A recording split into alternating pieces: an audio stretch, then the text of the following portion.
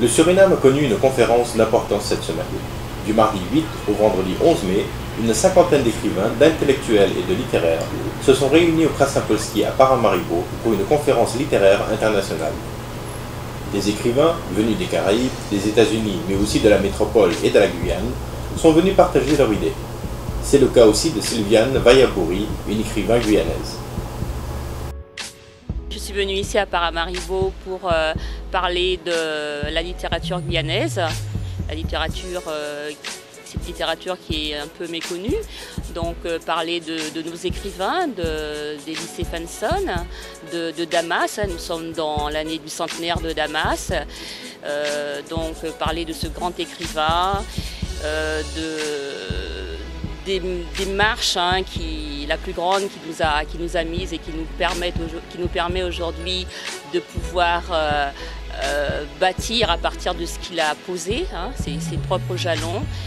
Alors pour m'asseoir mes propos, je m'appuierai sur les écrits de Birengalem Tagalo, qui est un docteur en littérature française.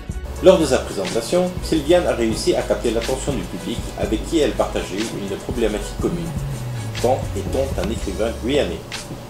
Alors, comme je l'ai dit, cette littérature, elle a suscité bon nombre de débats autour de la guyanité, autour de la créolité.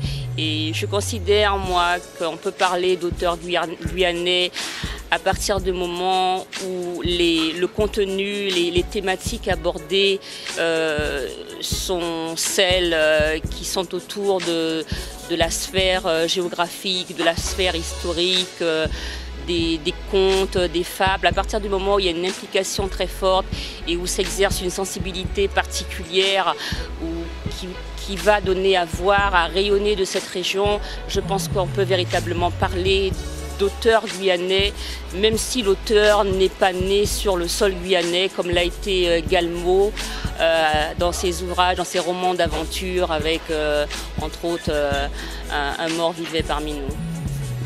Est-ce qu'il y a une corrélation entre la littérature guyanaise et d'autres littératures de la région?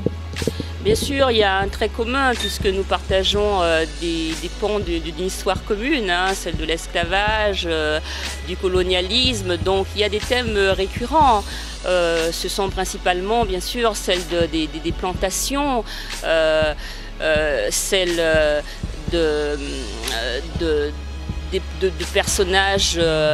De personnages phares, comme on l'a indiqué, la place de la mère, on a pu évoquer la matrifocalité, la place centrale donc, de la mère dans le foyer, celui aussi de la grand-mère qui prenait souvent le relais, et puis toute cette sphère géographique et historique. Donc je pense qu'effectivement, on a beaucoup à développer autour de thèmes centraux comme ceux-là. Cette 13e conférence littéraire internationale a été rendue possible par l'IOL et le groupe d'écrivains 77. Prochaine édition dans 2 ans, ou il ne le sait où.